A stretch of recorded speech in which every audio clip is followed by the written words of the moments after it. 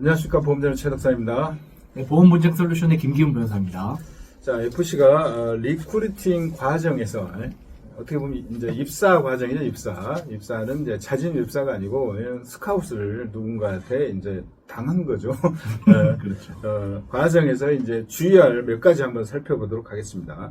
근데 이제 리크루팅 과정에서 이제 또 분쟁이 좀 있다고 합니다. 그래서 어떤 분쟁이 요즘에 있나요?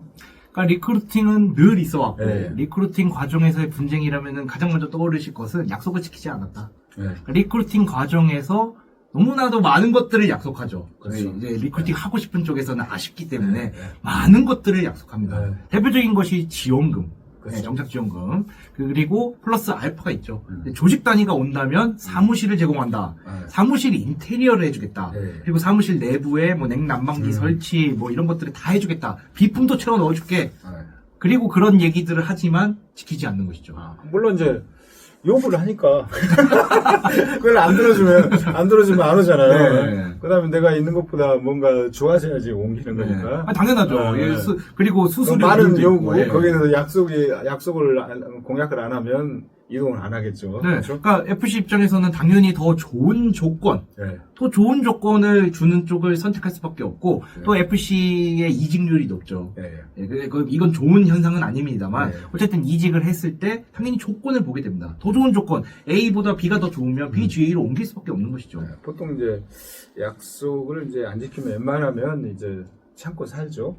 근데 에이씨, 근데 이제 어떤 약속을 주로 안 지키나요? 왜냐하면 분쟁까지 가려면. 그러니까 일단은 정착 지원금 자체를 안 주는 경우는 많이 없는 것 같습니다. 네. 왜냐하면 그거는 이제 보통 명확하니까. 계약서 쓰는 경우도 있고 명확하기 때문에. 그런데 이제 많이 이제 분쟁이 발생하는 경우는 수수료율. 예, 수수료율을 뭐 예를 들면 93% 주겠다고 해놓고 장난질을 치는 거죠. 89로 한다거나 갑자기 뭐 93% 기준이 네. 다른 거지. 그렇죠. 보수가 맞습니다. 다르거나. 기준을 갑자기 네. 요 기준이었어. 내가 설명한 것은. 네. 근데 너가 이해한 건 이거구나. 라면서 그러면 너 유지율이 얼마가 안 되면 또 네. 이게 삭감률이 있어. 뭐 이런 거라. 그래서 수수료율을 안 지키는 경우도 많은 것 같고, 그 다음에 이제 사무실, 인테리어, 또는 뭐, 여러 가지 집기나, 네. 뭐, 시설, 이런 것들을 제공하겠다고 해놓고 하지 않거나, 거지가 아니, 일부만 해주거나. 그러니까 이게 조직 단위에서 올 때 사무실이 중요하죠. 네. 사무실이 중요한데 사무실을 어쨌든 인테리어 공사를 하거든요. 그럼 이제 사무실 인테리어 공사가 요즘에 인건비가 올라가서 그렇죠. 1억이 그냥 넘습니다. 예, 1억이 그냥 넘습니다. 그러니까 제가 말하는 게 뭐 몇백 명 이게 아닙니다. 그러니까 한 10명만 했더라도 사무실 인테리어 비용이 1억이 넘어가기 때문에 그러니까 이 비용이 상당하거든요. 근데 이제 GA 입장에서는 1억을 투자하고 그 사무실을 계속 쓰게 되는 거죠. 그래서 일종의 투자 개념으로 생각해서 괜찮은데 어쨌든 FC 입장에서는 이런 것들을 해주기로 했는데 해주지 않는다. 실망하고 엄청 옮길 것 같은데요. 아니, 뭐 20명 올 줄 알았는데, 처음에. 보니까 10명밖에 못 올 것 같아. 그럼 사무실 너무 크게 얻었어. 그래서 인테리어를 일단 카마기만 하고 있다가. 그러니까 이런 마음이 생길 것 같긴 해요. 네. 그래서 이제 어쨌든 인테리어 같은 경우에도 그래서 뭐 비용이 들어가다 보니까 근데 당장 모집 활동을 하려면 인테리어 공사가 필요하긴 합니다. 네. 뭐 이제 당연히 컴퓨터 이런 것도 설치해야 되고 뭐 회의실, 미팅룸 다 만들어야 되는데 그런 것들을 안 해주니까 어쩔 수 없이 코드는 나와 있을 거거든요. 그때쯤이면 그러니까 위촉을 해서 코드가 나와서 당장 영업을 뛰어야 되는데 영업할 사무실 인테리어 공사가 안 됐으면 보통 이제 자비로 하라고 합니다. 일단 사비로 해 먼저. 그럼 내가 나중에 우리 다 이거 컨펌 승인 나면 줄게라고 해놓고 안 주는 경우도 많고. 그러니까 이런 경우는 이제 FC 입장에서, 그러니까 FC가 뭐 한 명이 아니라 이런 경우는 좀 많겠죠. 그런 경우에는 일종의 사기를 당한 것이 아닌가 이런 생각을 할 수밖에 없습니다. 그럴 수 있을 것 같아요. 네. 자, 그러면 약속을 안 지키면 어떻게 대응을 해야죠? 그러니까 약속을 지키지 않는다. 그러니까 약속이라는 거는 채무가 있다는 거죠. 네. 채무를 이행하지 않았다. 우리가 법률 용어로 채무불이행이라고 합니다. 그럼 채무불이행에 따르면 우리가 당연히 손해배상을 청구할 수가 있습니다. 그러니까 만약에 약속을 지키지 않았다. 그럼 법원으로 하여금 우리가 손해배상 청구를 할 수가 있고 아예 그 약속 자체를 지켜라. 이런 소송도 할 수 있는 경우는 있는데 대부분은 금전 청구로 가게 되는 거죠.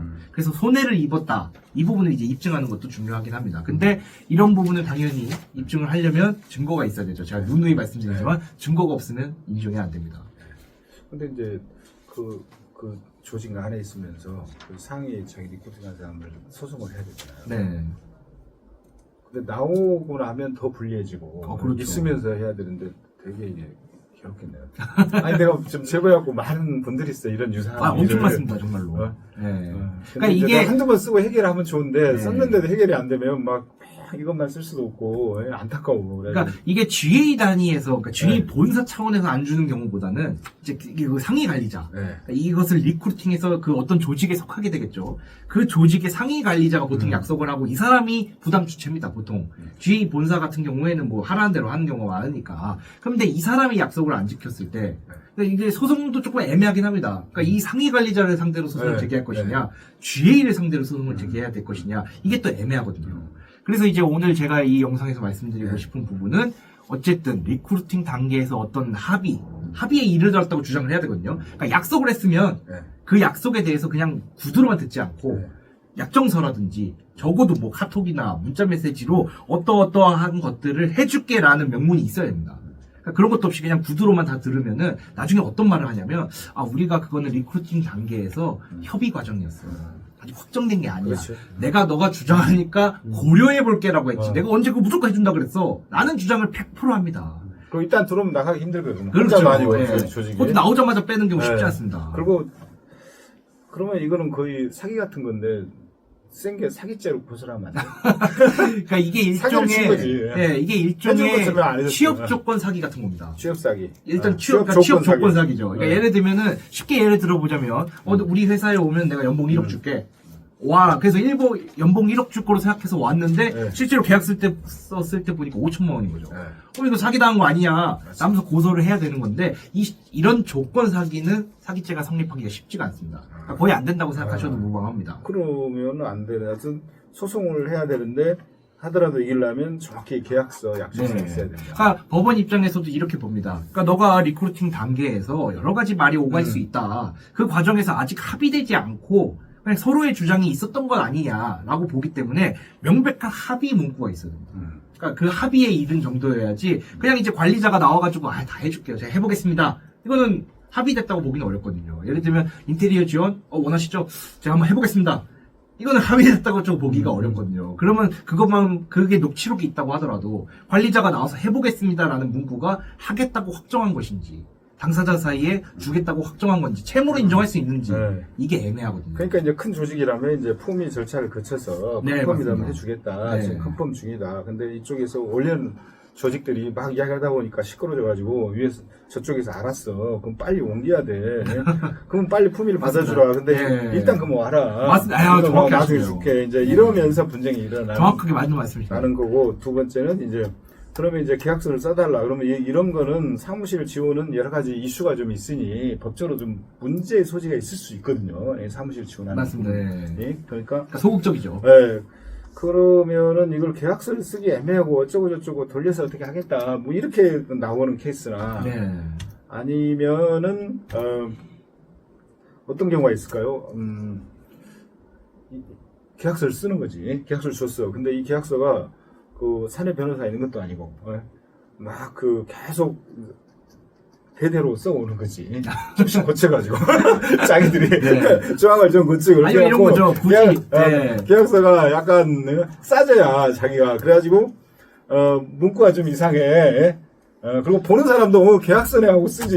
이걸 내 변호사한테 검토를 시킨 게 아니고 일단 이제 함정을 팔았거나 그렇죠. 자기 빠져날 여지를 쓰거나 그러니까 문구가 애매한 경우도 있습니다. 이런 걸 써놓고 계약서다 해놓고는 나중에 소송 들어가면 아니다 이거 이렇게 돼 있다 자기 입장 이야기 이런 경우 많아요. 그러니까 이런 거죠. 조직이 들어오면 그러니까 계약서만 쓴 게 제대로 써야 되는 거예요. 됐어요. 조직이 들어오면 사무실 인테리어 비용을 해줄 수 있다.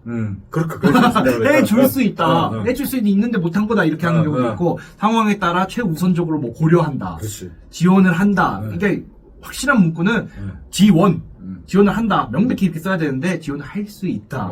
또는 뭐 애매하게 쓰는 평당 거죠. 얼마 뭐 등등등 이렇게 하고 딱 한다는 게 아니라 추후 협의한다도 말씀하죠. 추후 협의한다. 이런 뭐 문구도 애매하고. 싼 거 갖다 놓든지 네. 의자만 갖다 놓든지 그렇죠. 훨씬 더 싼 걸로 나머지는 하는 네가 경우도 해라. 있고. 네. 그러니까 맞습니다. 그러니까 아까 대표님이 말씀하신 것처럼 이게 애매해요. 그러니까 쓰기도 애매해요. 그러니까 GA 입장에서도 써주는 게 어려운 사정이 있는 것도 제가 충분히 네. 이해합니다. 예. 왜냐하면은 무조건 이것들을 특히 이제 큰 GA 같은 경우에는 이제 품위를 다 올려야 되는데 대표이사 사인은 남발해서 막 네. 그냥 품위서나 약정서를 써줄 수는 없거든요. 그리고 그게 약정서를 쓰겠다라고 하면은 소극적으로 나오는 경우도 있어요. 아 얘네 시끄러우니까 아 얘네 너무 조금 어려워 보여. 데리고 오지 마. 해서 리크루팅 아예 포기하는 경우도 있고. 그렇다 보니까 이제 리크루팅을 당하는 우리 FC들 입장에서도 적극적으로 요구를 못하는 현실. 제가 충분히 이해합니다. 하지만 이런 분들이 불만을 갖고 손해를 보면 결국엔 법원은 정황 증거들, 그러니까 명백한 증거, 최우선적으로 고려하는 게 약정서, 계약서 이런 것들인데 그게 없으면 일단 불리하기 시작하는 거거든요. 이게 내가 보기에는 엄청 많을 것 같아요. 왜냐면 직영 조직은 자기 회사에서 투자를 해서 하는데 직영 조직이 아닌 경우에는 사무실에 자기가 임차를 해야 되잖아요. 맞습니다. 근데 예. 지원을 해주겠다는 그 개념은 뭐냐면 사무실에 돈으로 주겠다는 거지. 그러면 그리고 이걸 받아 네가 해라. 그러면 돈으로 주면 스카우피 플러스 이걸 합하면 1200%가 넘어버려요. 맞습니다. 그러면 어떤 형태로든지 계약서를 정확히 쓰기가 되게 맞습니다. 어려운. 그러니까 제가 또 말씀드리지만 이런 현실을 제가 이해 못하는 게 아닙니다. 하지만 어쨌든 법원으로 가면 FC 입장에서는 손해를 본 것이잖아요. 약속을 못 받았고 그러면 결국에는 뭐 GA 입장을 고려했을 때 이걸 못 쓰겠거니 하고 그냥 우리가 다 오케이 할 수는 없어요. 그러니까 리스크를 어쨌든 해지를 하라는 말씀입니다. 최대한 그래도 관리자든 누구든 모든 걸 다 녹취하든지 그 조금 내가 못 믿겠으니까 뭐라도 하나 달라라고 해서 뭐라도 하나 받아놓고 그리고 그 받아놓은 게 말도 안 되는 게 써있으면 그걸 좀 수정해서 새롭게 한번 받아보는 것도 중요하고 어쨌든 뭐 제가 원하는 100점짜리 시나리오는 약정서지만 그게 뭐 금융당국의 규제든 뭐든 해서 그게 여의치 않다면 적어도 이것과 준해서 이것에 준하는 정도로 뭔가 대비를 해주시라는 겁니다. 그냥 믿고 해주겠거니라고 한다면 나중에 저희가 할 수 있는 게 아무것도 없습니다. 제가 인생을 살아보니까 제가 뭐 저도 큰 KFG 최초 큰 지혜를 했었는데 그때 그 지혜 대표에서 돈을 막대하게 벌질 않고 여기서 이렇게 신문사 하고 있는 거예요. 사인 한번 잘못하는 거. 그렇게 보면 그래. 그래서 회사 도장 찍을 때는 진짜 그 변호사한테 물어보고. 맞습니다. 신중해지거든요. 인생의 결정적인 상황 있잖아요. 직장을 이동한다거나 아니면 그 금액도 돈에 관한 문제도 그 비례적으로 뭐 500만 원짜리 뭐 계약서 안 써도 된다고 생각할 수 있겠죠. 근데 5천, 1억, 5억 뭐 집단적으로 돈이 걸려있다. 그거는 무조건 계약서를 쓰고 자기 변호사한테 그게 얼마를 들든 뭐 그렇게까지 많이 들겠어요. 그 어떻게 보면 보험료라고 생각하시면 되지. 네, 맞습니다. 그걸 컨펌을 받고 하는 게 인생의 결정적인 실패를 안 하는 길이다. 맞습니다. 감사합니다. 이런 생각을 해요, 진짜. 근데 좋은 말씀입니다. 꼭 물어봐. 예. 나도 뭐 할 때 보면 꼭 나 김문환한테 물어봐. 심지어 어떤 폭로 기사 쓸 때도 내가 물어보잖아. 맞습니다. 예. 이렇게 쓰면 소송 안 나갈까요? 소송 당해도 이길 수 있을까요? 이렇게 하잖아요. 맞습니다. 그러니까 그래서, 놀라리 두들고 네. 보고 건너야죠. 네, 네, 맞습니다. 왜냐면 뭐 매년 이동을 하는 것도 아니고 네. 또 조직이 옮겨간다 그러면 그런 거는 자문을 해야죠. 네. 그러니까 GA 입장에서 저 같은 사람이 만약에 네. 사내 변호사에 있다, 네. 그럼 저는 계속 딴지를 걸 수밖에 없습니다. 네. 리스크 체크하셔야 됩니다. 네. 근데 이제 GA 사장님들이나 뭐 어쨌든 뭐 상해 관리자분들은 쭉쭉 내보내거든요. 네. 일단 내보내. 일단 수수료 지급해. 일단 지원금 내놔. 안 그러면 리크루팅 안 돼.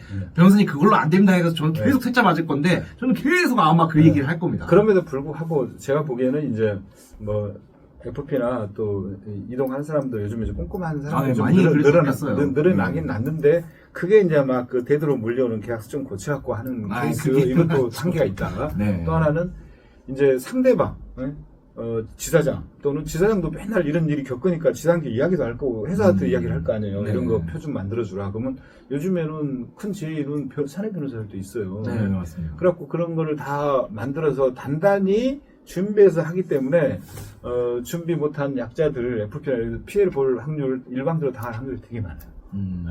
그렇죠. 네, 그러니까 이쪽에 손 벌리든지 어쨌든 자기 주변에 변호사 한두 명 있을 거 아니에요. 그래서 꼭 그런 걸 중요한 일의 경중 비례적으로 중요도가 커가 금액이 커져가면 꼭 상의해서 네. 정확히 일을 하시는 게 후회를 줄이는 지름길이지 않나 싶습니다. 오늘 오셔서 좋은 이야기 해주셔서 감사하고요. 예. 시청해주셔서 감사합니다. 네, 감사합니다. 감사합니다.